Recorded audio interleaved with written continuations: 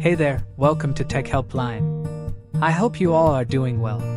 Today you will learn how to save YouTube video on Watch Later playlist. Before I start this video, be sure to subscribe to this channel and do not forget to click on bell icon. So let's begin. When you're browsing YouTube, you usually come across videos you don't want to watch right this second, but you can make time for them in the future. Use YouTube's Watch Later feature to save them all in one playlist. You can think of Watch Later as a designated playlist.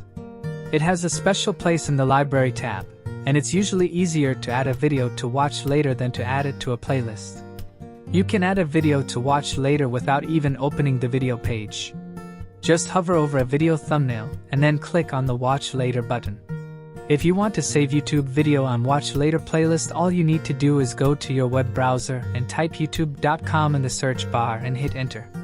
Now click on the three dots below the video and click there. Now click on Save to Watch Later. To see all your Save to Watch Later videos, click on the three rows icon and click on Watch Later. As you can see, here are every video you have saved to watch later. Watch these saved videos whenever you are free. I hope you guys liked this video. I will see you in the next one. Thank you guys for watching this video, and make sure to subscribe this channel and don't forget to hit the bell icon.